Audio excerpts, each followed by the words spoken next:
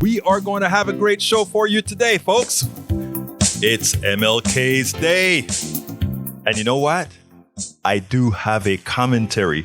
But before I get started, I want to tell Tori Mercer, who is handling the boards, I want to tell him, hello, welcome to Politics Done Right. And as usual, thank you so kindly for being here as well. We have our manager extraordinaire in the studio. Of course, that's Sandy. Sandy, thank you so kindly for being here. My brother Sandy as well. What we call the manager extraordinaire. Anyhow, we're going to have a great show for you today. It is Martin Luther King's Day. Martin Luther King Day. Where did I get that plural from?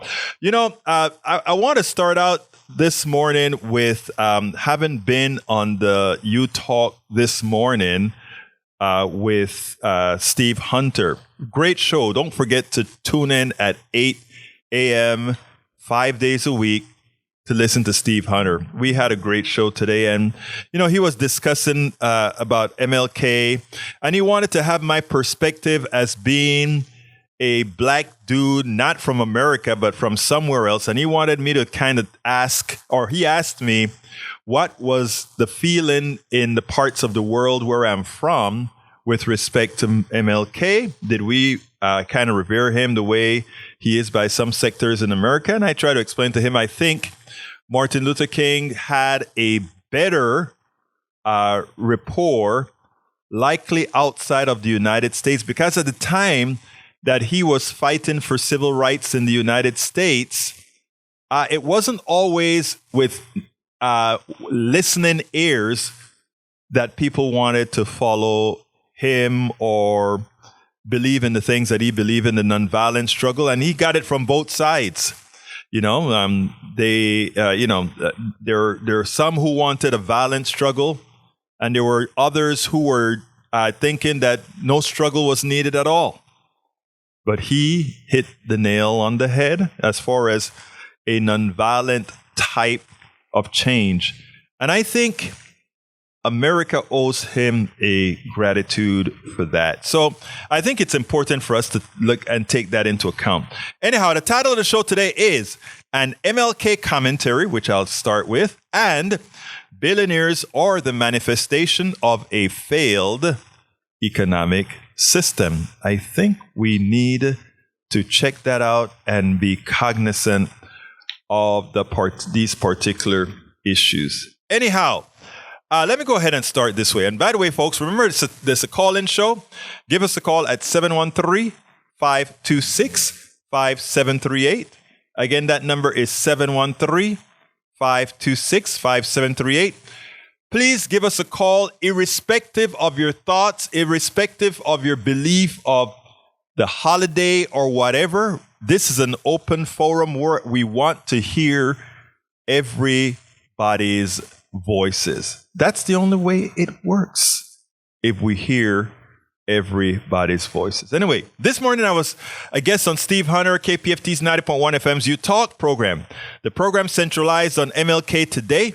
It encouraged listeners to call no matter what their message was. One of my initial commentaries was after the country, or rather, the commentary was that the country owed a huge debt to Martin Luther King's stance on forcing nonviolent change. That was not beneficial solely to black folks, but to the entire nation, the entire country. It saved us from a cycle of violence, as all those who were legislative second-class citizens ultimately would have rebelled. So I don't know if folks understand that this MLK holiday is really and truly an American holiday. And one of the callers, a listener, called to reinforce that the MLK holiday was a black holiday and contrasted it to Thanksgiving and Columbus Day. Later in the program, I pointed out that this man's commentary was necessary. After all, his thought process is that of many who generally remain silent for fear others would judge them. The only way to change people's past indoctrination is for them to articulate their indoctrination so we can convincingly correct the record. Silence is the enemy. Fear of expression is the enemy. Talking and teaching critical thinking is a must. Ultimately, that is how we change both minds and hearts. And I'm going to stop there with the essay and try to have a conversation with the audience. And I hope that some of you would not just sit back, but give us a call in, irrespective of your beliefs, irrespective of your thoughts. 713-526-5738. Again, that number is 713-526-5738. And hit the number 2. And we'll get you on air right away. But I'd like to get folks in before I go to the other subject to talk about the MLK issue. Your thoughts on the holiday, your thoughts on where we are with respect to the society as a whole. I would love to hear your voice on this issue before I move on to the billionaires. You know, I love talking about the billionaires and all that good stuff, right? But I want to get us into a position of calling. So no fear, no judgments. Give me a call. 713-526-5738. I'm going to bring Tori in here for 1 second before I move on. Tori, your thoughts on the holiday? Well, I mean, Martin Luther King is, one of our greatest citizens. So, it's everybody should have this day off. Everybody should commemorate Martin Luther King Day the same way, at least the same way we commemorate Thanksgiving and 4th of July. I mean, it's a real meaningful national holiday. Yeah, I kind of been stressing this for the last few years, right? Because, from the time a friend of my wife said something to her like, "Oh, it's a black holiday," and I'm like, "No, it's an American holiday. It really is an American." And I want folks to understand that absent what occurred in those times, that this country could have really fallen into a sort of chaos that many haven't seen. We had a lot of factions that were ready to pounce.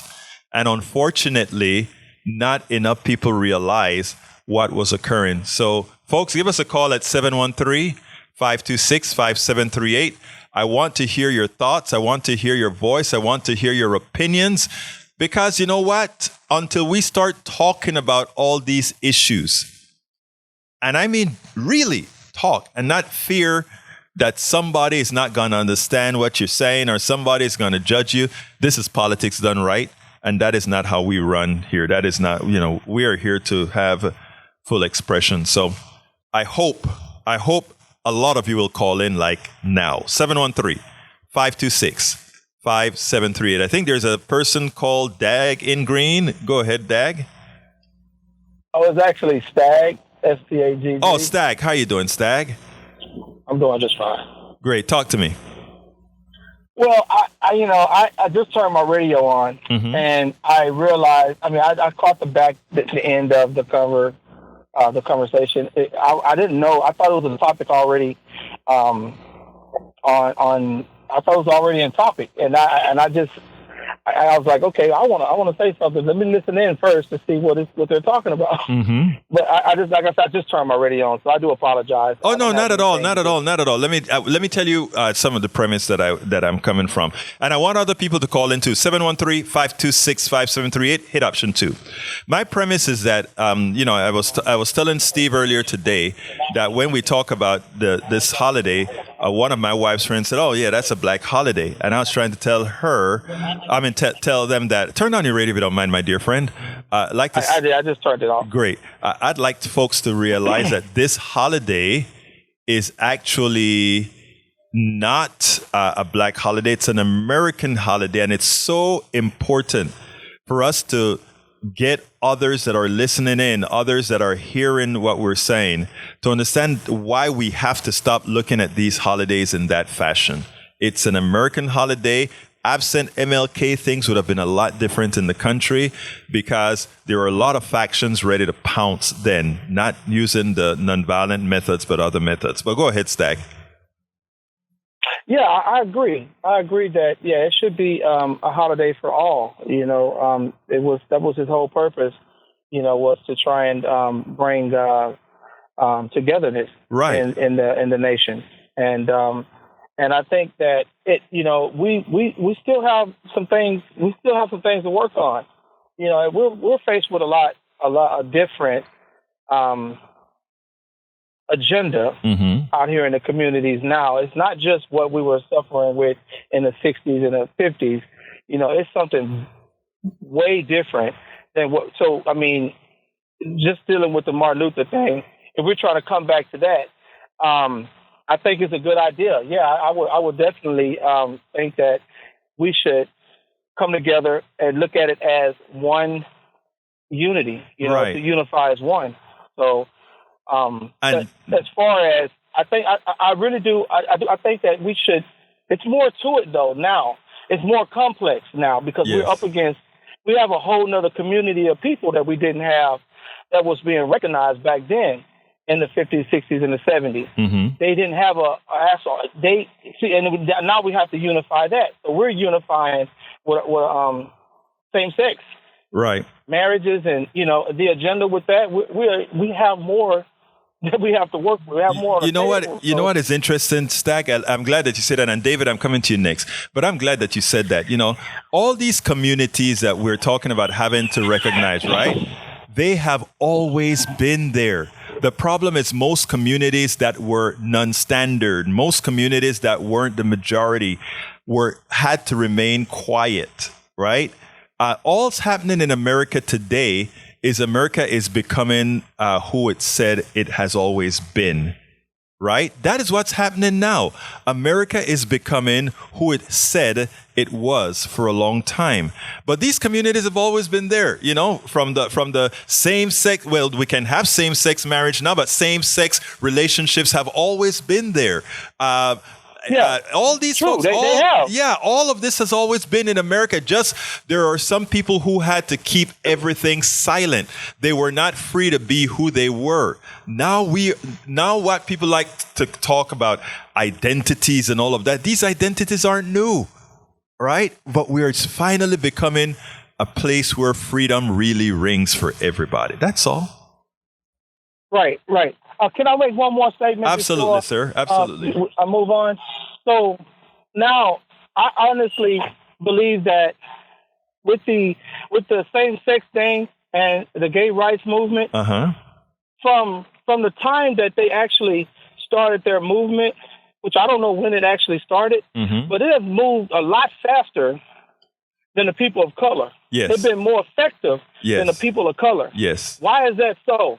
And I'll leave it there. Now, Stag, I tell you what, you hold on to that question, right? And I'm going to let you go. But I love that question, and it is a very important question, and we're going to talk about that as well, okay? Thank you. You stay listening, brother. All right, David, come on in. David?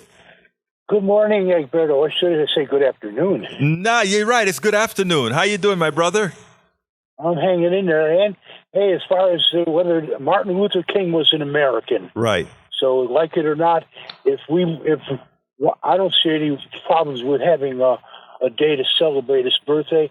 And I know Rourke, when he started out his show this morning, he played that excellent song by Stevie Wonder. Right. Happy birthday to you. Right. When I first heard that song, I wasn't sure what that song was about. Then I listened to the words and I said, oh, man, that song's about Brother Martin. Yeah. But the reason I wanted to talk to you about I might have mentioned this to you before. I don't know if I did, but there's a guy named Robert P. Jones. Have you ever heard of him? No, I haven't. He's got an organization called the Public Religion Research Institute. Okay. And this guy is he's really a sharp guy. He was, at one time, he was raised in the South, and he's pretty much a product of the South, except he's changed over the years in respect to his opinions about racism and the attitudes in this country that promote racism.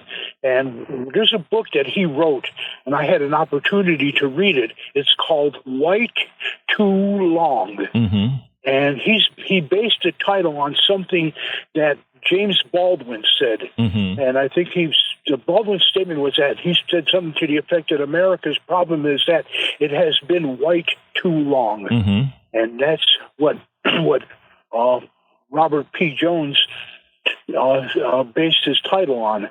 And in his book, his organization, they do surveys, phone surveys to try to gauge the opinions of certain groups of people. But when they call people, what they do is they design their questions in order to avoid eliciting preconditioned responses from people because they want to try to elicit a response that's going to get people to be honest. It probes them. That's right, as honest and candid as possible. And one of the things he discovered in the research that he did was the majority of churches in this country are ostensibly white supremacist. They espouse an attitude that exalts whiteness or European stock, and it is so. It is even the churches in the north, the Catholic and the Methodist, all these mainline churches. Now you might expect something like that from the Southern Baptist Church and some of these Southern churches, Southern white churches, but you might say to yourself, well, if you go up north, man, these people are. David, let me butt in here a second, because you're about to make an important statement. I love the South, okay? I'm from Panama. I moved to the South, and I love the South. I don't have a problem with the South, and I'm going to be even what I also like about the South is a genuine nature of the South. You know, I mean, it's funny. I don't remember the kind of bus riots that you had in Massachusetts, in Texas. All right, I don't remember the kind of bus riots that you had, or in certain parts of New York. That the racial riots that you had in some parts of New York. Some of that I don't remember seeing in the South. What I'm trying to say is that we are all people and we all have the same prejudices, whether North and South. The difference between the North and the South is prejudice was legislated in the South while it wasn't legislated up in the North. So, I mean, I don't play the game as far as Northerners have some superior way of being to Southerners at all. I don't play that game at all. Now, the other thing that I am strongly in not belief in, know of, is that our economic system depends on us keeping racial strife among people. And race is a stupid thing, right? It doesn't really exist.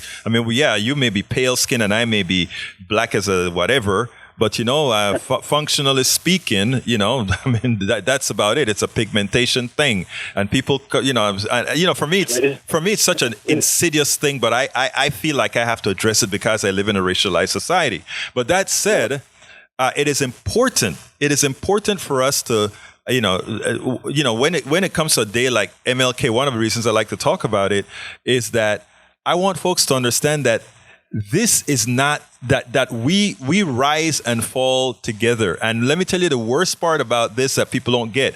And it's the few on the top that's using us as pawns against each other. And I'm going to go into that in the second part of the program that I have here to discuss from my essay here. But I wish, you know, one of the reasons I do this kind of shows and I do the stuff I do on the internet, etc., is because I am trying to tell folks right now we're being puppeteered by a few. And our economic system cannot, listen to me closely, our economic system cannot survive without all the isms, racism as one of them. The economic system falls on its face without those. Later on, I'll kind of explain that. But, you know, people don't get it. It's all by design, and it's from the inception of our country, you know. But anyhow, anything else, David, you want to add? Yeah, I started reading a book recently that I've had for quite a while, and I started reading it earlier, but I put it off, and I put it up, but I really got into it now. I want to go through it and finish it. Mm-hmm. It's called Rise and Fall of the Third Reich.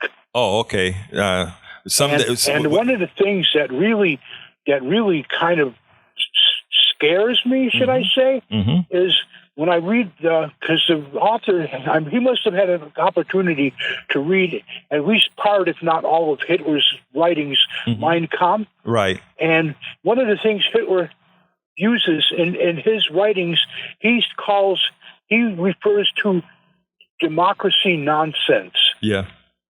Right. And obviously, the guy was totally disposed against democracy. He wanted to rule the world. Right. And when I listen to our current crop of what I call Hitler-fellating Republicans, I can't help but notice the similarities between them and Mr. Hitler. And so let me tell you. Let me tell you something else, David. Don't only put it on, let's say, brother Trump and his cabal. We have a lot of, and this is where I try to tell folks, we have to see the entire picture. These guys can only go as far as the people who are puppeteering them. And that is what we have to look at. I don't look at Trump. I give Trump a hard time, and I give all these right-wingers a hard time. I give the neoliberals a hard time. But we have to look at we have to look at the genesis of all of that, where those things begin. Because it's all the invisible few that's doing this stuff. And that's who we have to get at, the invisible few. But anyhow, thank you, Brother David, for calling and always having something insightful to have us think about, all right? Yeah. Well, Hitler celebrated our American Confederacy. Yeah, all right. So you're right about that. You're right about that, sir. Okay. Thank you so kindly, David. Well, and thank you for letting me put my 2 cents in. Well, this is y'all's show. You know that. Anyway, folks, thank you, David. Give me a call, 713-526-5738 before I continue. 713-526-5738. Hit the number 2. Would love to hear from you. 713-526-5738. Stag called earlier and he left an open question with regards to how comes the gay movement is so much more effective than the POC movement. I'm gonna call it the POC movement because it's not only black only, but we have other people of color that go through consequences, and that is because again, the gay movement is not a movement that can be racialized, right? I mean, the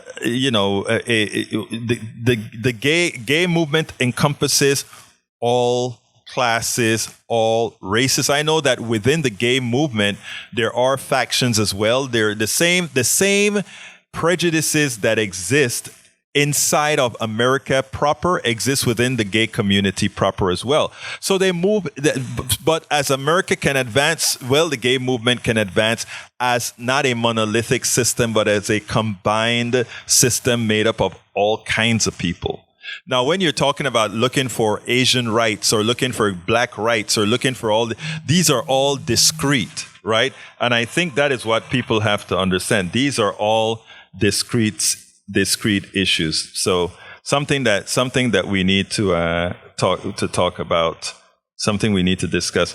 Anyhow, 713-526-5738, 713-526-5738. The phones are empty, and we're ready to take your calls. We are ready to take your calls. So give us a call, 713-526-5738. All right, since I don't have anything else on MLK, let's go ahead and start the program with what we have specific to talk about, and that is the title of the show, An MLK Commentary and Billionaires Are the Manifestation of a Failed Economic System. All right, that portion goes as follows. As I did my daily peruse of Common Dreams, I found a substantive article titled, Every billionaire is a policy Every billionaire is a policy failure, says Oxfam as global elite gather in Davos, that everyone should read.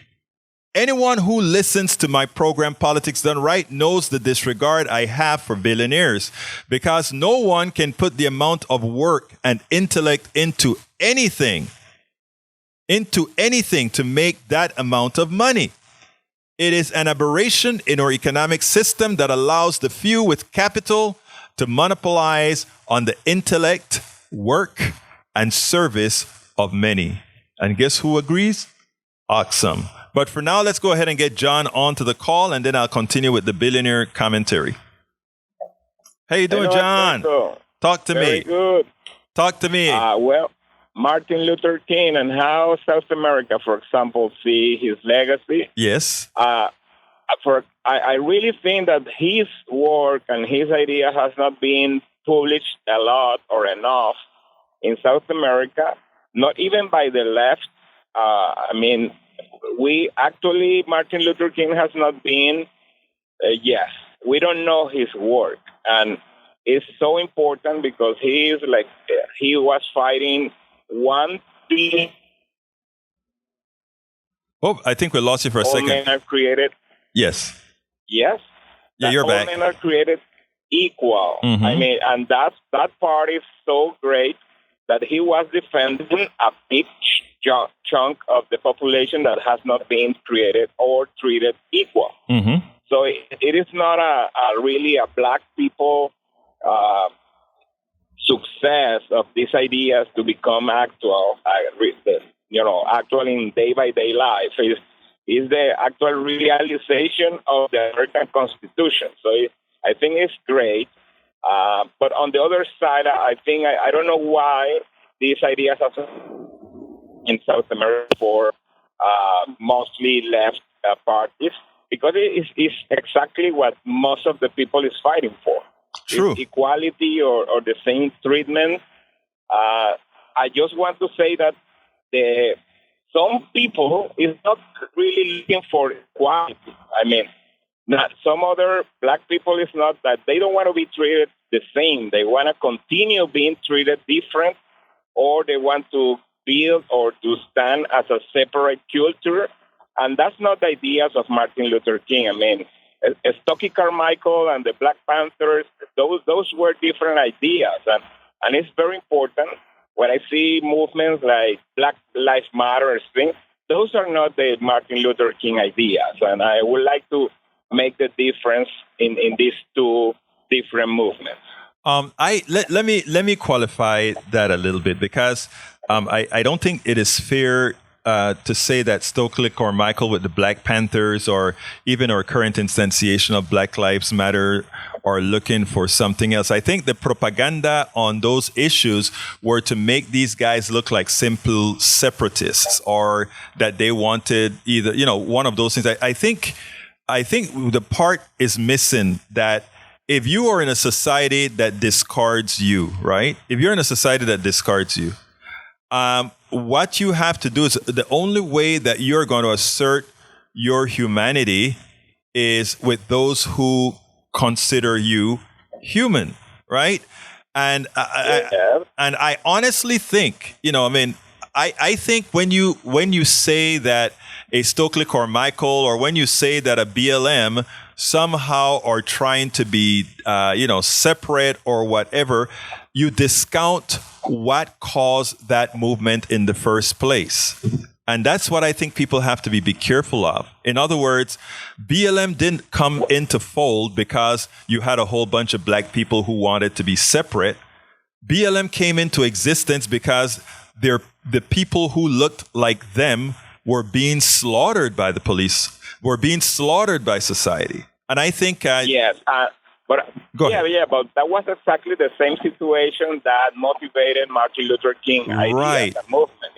The problem was the same, yes, but the solution proposed by Martin Luther King was very different. Okay, let me stop you there, because you're so right. You're so right. And that is something, I don't know if you listened to what I said on You Talk today, what I said, America. No, I couldn't. I just arrived. Okay, no, let me tell you what I said, because this is important, right? I said that why MLK Day should be a revered national holiday that everybody separates is that Martin Luther King chose nonviolence as the solution, to work on the solution for the catastrophic evil that people of color had to go through in this country. He, above and beyond that, he chose nonviolence. Now, let me stop you right there, though. Every time America needed to solve a problem in its past, America had resorted to violence. Okay? When it came to the indigenous people in America, we chose violence. When it came to getting its rights in Panama, we chose violence. When it came to Grenada, we chose violence. Every single thing that we wanted that we didn't get by choice, America chose violence. So why should MLK be revered? He chose the opposite. And that is what too many people don't see. Yeah, well, I see it, and I admire Martin Luther King because of that. And I really think that he is one of the symbols of what the American Constitution and the American society means. And that's why I think his ideas should be much more promoted everywhere. And yes, like for example, Gandhi or Mandela, they chose non-violence, and the problem is there, but the way you decide to solve the problem matters a lot. No, let me ask you a question, however, because remember what I said. The reason why we should revere the guys that he chose non-violence. Would the Black Panthers have been wrong to reciprocate what was done to them? Well, I think so. It's like, No, what I'm saying, violence was used upon them, okay? Not that they deserved violence to be used upon them. Violence was unilaterally used against them. Do they have the right to fight back? Yes or no? Well, in the very basic instinct, yes, you are supposed to be allowed to defend yourself, self-defense principle. But that's what made Martin Luther King special, because Martin Luther King doesn't drive in the direction of the solution. It drives in the direction of increasing the problem. Okay. So that's why these big people in the story of humanity, that they have reacted anti-intuitive. Mm-hmm. They received violence and they came back with peace. Mm-hmm. And that's what makes them great. I know, I agree. And that's the reason why the premise that I spoke with Steve Hunter earlier today, brother, was America, all of America. It's not a black holiday. This is an American holiday from a person who saved this country from the kind of bloodshed that otherwise could have occurred. Yes, just to finish, I would put him in the same tribune with the founding fathers. Well, I don't. I think that's founding fathers. Why? No, I admire founding fathers. Every person is in the dimension of their times, and these people, step over their times. Those were times with slavery. But they were so willing to say that all men are created equal. So can I push back on a bit? Let me push back a bit. With that paradigm, they went over the paradigm to create a possible future. That's why I see. I need to put a pushback on that. And by the way, I respect your opinion. First of all, I want to say that, okay? But secondly, the pushback that I want to apply to that, sir, is as follows. I revere the founding fathers for having created a constitutional republic that could be governed by laws to some extent. But we also must remember that Egberto Willis, as a black man, yes, I know I'm Latino and Caribbean, but as a black man, I have to recognize that initial constitution, I was compromised. I was within the compromise that said I was 3/5 of a person. You can't ask me to revere the folks who made me 3/5 of a person and just feel like the person who tried to make me more humane within the country of Martin Luther King. You can't ask me to revere the founding fathers at the same scale that I revere Martin Luther King. You can't, because again, Martin Luther King. I don't know. I mean, let me finish. Let me finish. You choose who to revere more, but just put it in the same. No, the same, not at all. Grandstand. Not at all. You look at the one you like more, but without the founding father, we will not have a country. No, well, without the founding, you see, and that is where I try to get people to understand this, right? America is just one country of many. And I love America. That's why I'm here in America. But we have to stop patting ourselves on the back. We have to stop doing that. If you want to have a great healthcare system, go live in Scandinavia. I mean, there are a lot of things that I'm saying. We are a great country, but other countries are great as well. The founding fathers created a country that was great for capitalism. It was great for capitalism. It was great for 5% of the people at the time it was created. Remember, that's the only people who ran this country and had the voting possibility when the Constitution was signed. I mean, one of the reasons I want people, they don't like teaching critical thoughts and critical history in America. One of the reasons I want all Americans to learn everything there is about America is to love this country for its flaws and its greatness, because that's the only way we can move forward, because the rest of the world knows our flaws. But but I'm not saying, Alberto, that they were perfect, although that even the system they created was perfect. Right. But it was great based on what the status quo was at that time. Okay. And remember, they invented what is called the liberal democracy. They created the republic, the model that yes, many you're other right. countries has followed. You're right, so but that's their merit. You are right. They are perfect. But that's sir, their merit. But sir, there's something else you have to recognize, right? How much don't you not know? How much? And that's what I'm saying, and that's what I try. I don't try to demean or degrade any country, right? Because what you have to learn is our educational system here is completely tells us one particular story. There are a lot of real stories to tell and to learn and to hear. We don't want our kids to learn all these other stories because it creates critical thinking. It creates a critical thought process that sometimes forces you to ask questions. I am not denying absolutely anything that you've said, but I'm saying there's simply more to that story. Now, when it comes to the founding fathers, did they do a great thing? Yes. But so did many other founding fathers of other countries. Mandela is the new founding father of South Africa. Is he? Yes, right? Course. So what I'm saying is, I don't revere. Look, I revere Martin Luther King because he prevented bloodshed. Okay, he gave people humanity. He didn't give them humanity. He made sure others acknowledged the humanity of others. My founding fathers in America did not acknowledge my humanity. So don't ask me.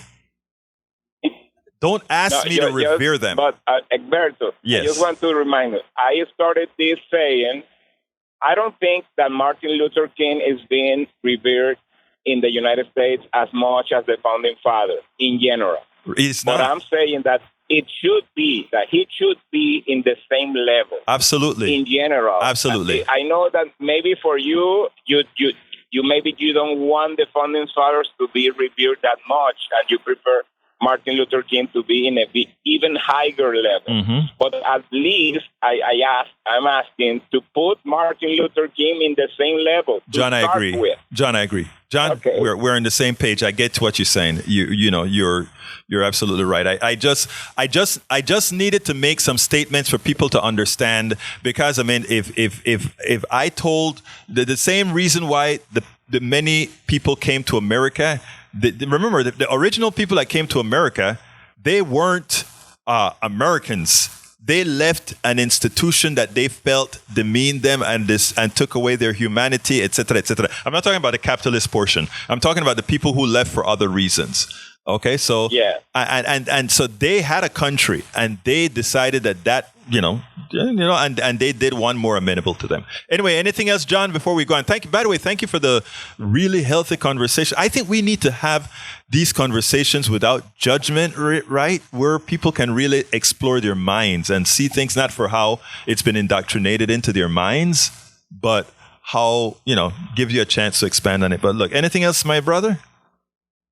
Not today, but thank you for your show. It's doing great. Thank you. Thank you, brother John.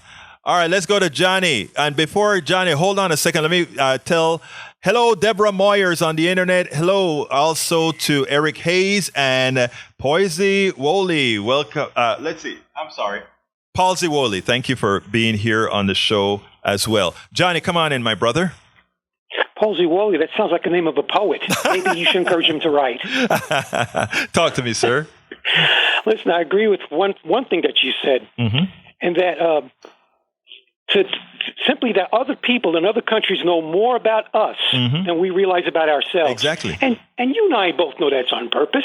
Yes. And I will push back a little bit of what you said. You said the founding fathers started a great thing or founded a great thing referring to this country. I would clarify to say that the founding fathers founded a great place for themselves. They wanted to control their own racket. Johnny, that is true. But let me tell you why I say it the way I say it. And this is important to say it, right? Right now, we have a population of 330 million people that have been taught a certain thing in history, right?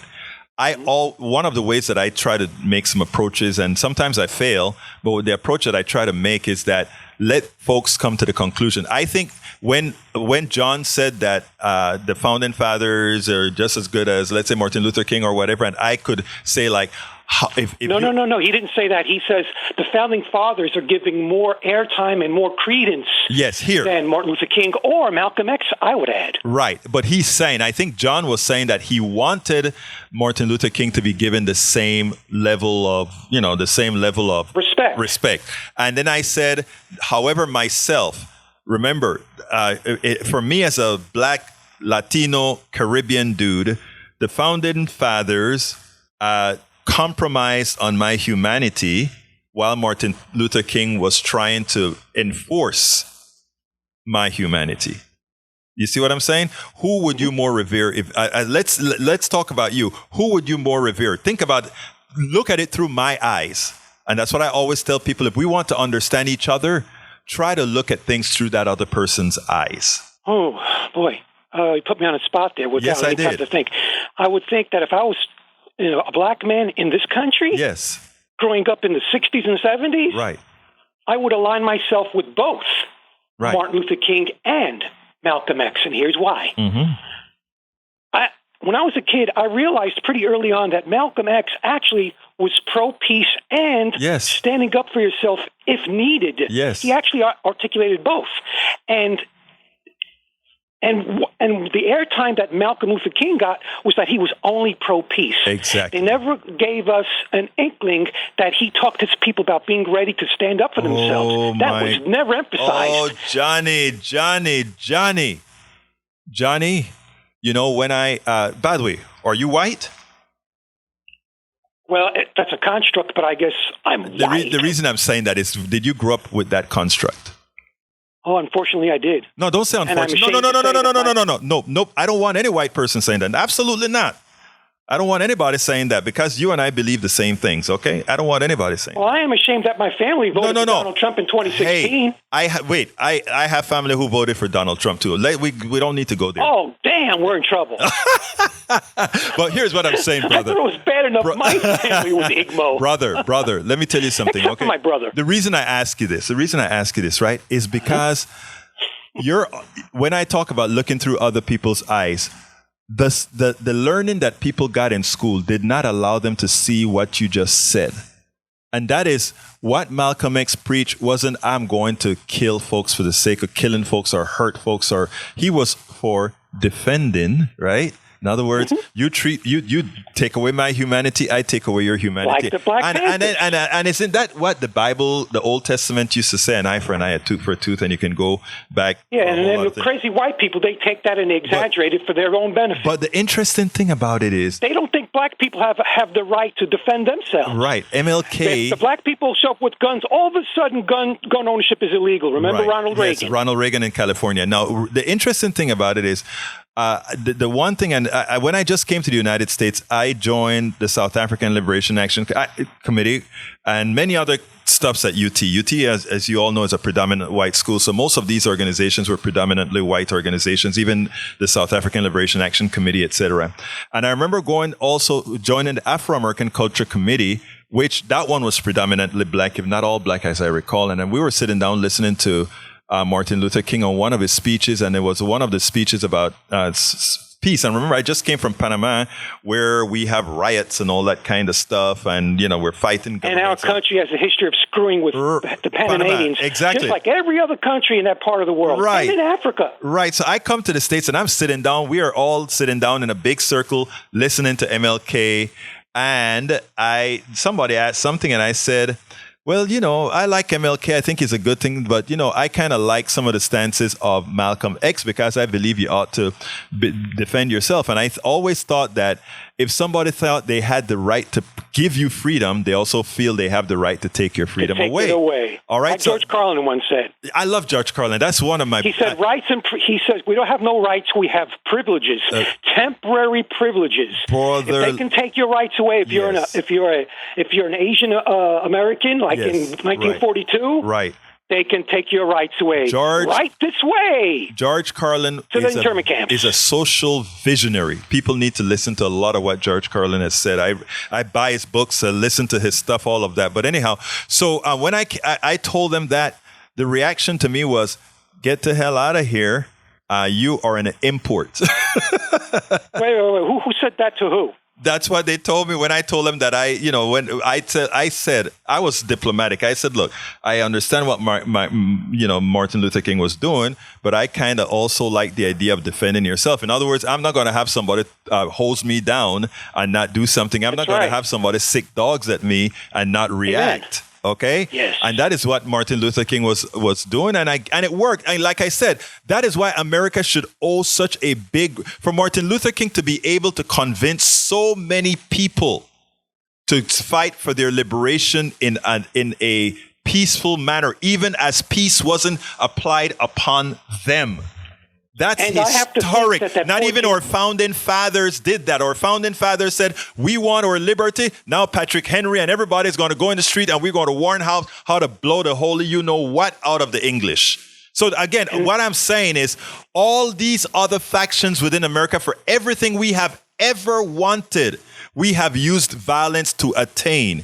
And here comes Martin Luther King. For a people that have been under the thumb, oppressed, whipped, and everything else, he said, turn the other cheek. He said, none violence. Dogs are after you, none violence. Clubs on your head, none violence. Hoses on you, none violence. But the thing that frustrates me about this is that neither Martin Luther King nor Malcolm X were solely the message that they were given by the white structure in the media. Mm-hmm. They actually embraced both, but Malcolm X was given the idea that he was only about violence or potential violence, while MLK was given the idea by people that he was only about peace. Right. And then what did they do? Then they turn around and they kill the peacemaker. Mm-hmm. They do this all the time. Well, again, let me just back up and say this. This is important. I like this conversation because I think even though, folks, give us a call, 713-526-5738. By the way, one other thing too. Yeah. When he was killed, I was like 8 years old, going on 9, mm-hmm. and I'm thinking back to that time. And one of the things that gives me hope is that at that time, a few years earlier, when he got stabbed, mm-hmm. that 14-year-old high school girl from White Plains, New York, as you may or may not be aware, White Plains, New York, at least back then, mm-hmm. was upper income, and I'm guessing it's still upper income now. Right. So for a girl going living in a upper income county in Long Island, going to White Plains High School, writing a letter to Martin Luther King back in the day that she was happy that he didn't sneeze, mm-hmm. I'm thinking if there's one, if there's her, there's got to be more. She and I can't be the only ones. No. Let me tell you what I preach all the time. Most people are good people. You know what is the biggest problem we have? The biggest problem we have is peer pressure. And I prove that all of the times.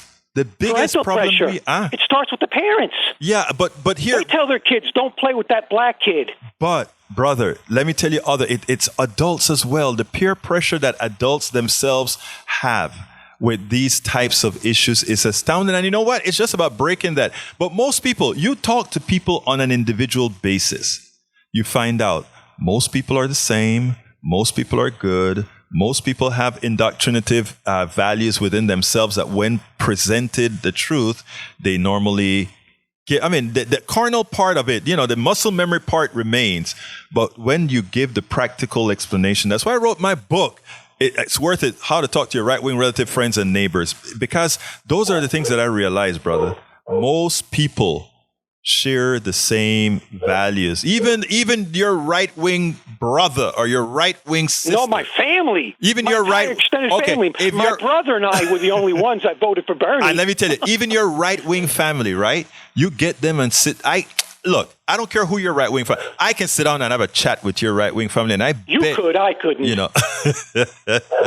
Without a problem, brother. I lose my temper. I don't. I mean, look, like I tell you, if you start hitting the numbers, right? You start hitting those numbers and realize they start to realize, damn, me too. But it's that peer pressure, man. And that peer pressure was designed by the corporatocracy. I'm not going to get into folks, go to politicsandright.com/newsletter because I'm having more. I think we're getting more out of this conversation on MLK Day than what I'm going to talk about billionaires. Hey, yes. Do you remember earlier this morning when I referenced Jay Leno? Yes. And I made a comment about the corporate industrial media in general. Yes. That's the other problem. That is the biggest piece of the puzzle right here. Oh, yeah. Because between redneck parents and corporate media and teachers in school who have their own agenda, even in Catholic grade school like what I went to, we had some nuns that now, in retrospect, I realize they were probably hardcore Republicans. Yeah. Not just disciplinarians. You know what? But these things conspire to tamp down the readiness, the willingness, the natural humanity of kids to play with one another, regardless. Yes, listen, it's on autopilot, right? And if you have an airplane that's being run on autopilot, right? Remember, the founding fathers created the country, created a certain structure. It's on autopilot.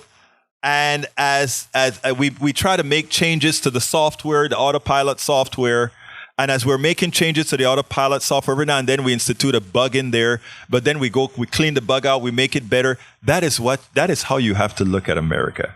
Well, preferably you do that when the airplane's not on the ground and not in mid-flight. Well, no, the problem is that we're in mid-flight, and we have to do this. You know, we're going to crash. No, we don't have to. You know, it's funny because when I worked for NASA, right? There's this guy who, when we were writing software, he would look and say, "Egberto, remember, there's no Control-Alt-Delete on the shuttle. That's how you restart a computer on a PC on the ground." He said, "Remember, there's not a Control-Alt-Delete. So when we write software, we have to make sure that you can actually reboot this software on the fly without coming down and crash." You know, and that is America, right? That's America. Measure twice, cut once. Right. That's America. We are flying this plane. I wish that was America. No. Listen, I'm positive. I believe in America. We are flying this plane, right? And we're making these changes to prevent. Here's the deal. We have to change these. We have to make these modifications to this software while the plane is flying. We don't have a choice. That's how I look at it. We have to, because if we stop making those modifications, the plane crashes. How about this? How about we have pilots on board and let them fly the plane while we tamper with the software offline? Yes, that's good. Because I'm not a cat. I don't have 9 lives. I want to get from point A to point B in one piece. I don't want to wind up on the ground like what happened to those poor people the other day. Brother, thank you very much for calling. I think you allowed me to say a whole lot of stuff that I needed to say. So thank you so kindly for the call, my brother. Stay safe and keep your eyes and ears open. Why? All right. Because those morons who showed up January 6th of 2 years ago now, some of them are still running around. They think they're right. They've got guns, and they still got the power to vote. Yes, they do. Thank you, Johnny. You have a wonderful rest of your day. Folks, I still have time for a call or two. 713-526-5738. Again, that number is 713-526-5738. Hit the number 2 if you wanted to come on air right away. Hey, Tori, is there anything you want to quickly add? I know these are subjects that you like as well, and I'm not going to do my billionaire story. Well, I'm glad you asked her, Egberto. You know, I take the macro historical view, and I like to look at, what's different and what's changed and what's the same. And as far as the Founding Fathers and Martin Luther King, the Founding Fathers were coming out of a medieval manorial system, in Europe. And so they were changing it a little bit, but the essential economic structure was the same. It was a type of socialism for the rich, where the peasants are there primarily, solely to support the upper class. And so they didn't change that, and so they had to substitute people that were peasants, that were legally tied to the land in Europe during the medieval period. They substituted with a legal slavery, where people were, again, tied to a particular plantation. So the class structure, there's a lot of continuity between the early U.S. and the medieval manor system. And I just wanted to throw that in there. And so Martin Luther King comes into play where things are similar in the sense that the founding fathers devolved the ruling class from a hereditary monarchy to the business class. Martin Luther King comes along and wants to devolve that power base down further to a much broader cast of people, that had traditionally, America's peasants. Yeah, it is amazing because also, and my daughter, when she saw me write in the program today, she came into the office and she said, "Hey, Dad, did you know that Martin Luther King spoke out against the current capitalist structure?" And I said, "Yeah, I heard that, but I never did a lot of reading on it." So just before I prepared for the show, I went ahead and did a whole lot of reading on that. And I really didn't realize that there was friction between Andrew Young and Martin Luther King. In fact, there's an argument that they had, and Martin Luther King says Martin Luther King was scared about what was going to happen in New Jersey. These guys were about to revolt. They were tired of the economic system not being there for them, and Martin was concerned, and Luther King says, "I'm tired of the system. I'm tired of the system." And Andrew Young says, "Remember, Martin, it's only a part of the system," and that's one of the reasons apparently he didn't want to be a part of the poor man's campaign. That being Andrew Young. And Martin Luther King stopped him and said, "I don't want to hear any of this crap from you right now, Andy Young. I know you're a capitalist, but let me tell you, how has this served the people thus far?" And I read that this morning, and I was like, how comes I had never run up on this before? And nobody ever talks about this when the writings are right there for all to see. It's right there for all to see. Anyhow, folks, I have for one call, 713-526-5738. Oh, I probably don't. 713-526-5738. Option numero dos. Anyway, Tori, it's a great day. Like I said, I think everybody needs to celebrate today as Americans, as an American holiday. This great man who lived till only 39 years old. Think about that. How much was accomplished at that ripe young age of 39 when he was assassinated? And to think probably how much more could have been done if we didn't have to go through the turmoil of said assassination. You just many times ask a whole lot of what ifs. What if JFK had lived? What if RFK had, Robert had made it? You ask yourself all these questions. Well, for me, it's all about voting rights. And, for everybody, not just black people, but all kinds of folks need to be able to vote if we're going to have a democracy. And, we're moving away from this medieval plutocratic system, and the forces at bay, from the Koch brothers and all the Federalist Society institutions and Cato folks, the main thing that they don't want is for black people to vote. Because if black people start voting, things really start to change in this country. Yeah, again, I think we have to come to the realization that it's about the vote. I agree with you 100%. But anyhow, we're coming up on time. My name is Egberto Willies. This is Politics Done Right. Thank you all for listening. Give me your commentary. Please read the rest of the essay at politicsdoneright.com/newsletter. And drop me a line, info@politicsdoneright.com. Do you agree with the statements we make? Do you disagree with the statements? It doesn't matter. This is your show. My name is Egberto Willies. This is Politics Done Right. And you know how I end this, baby. I am what? Out.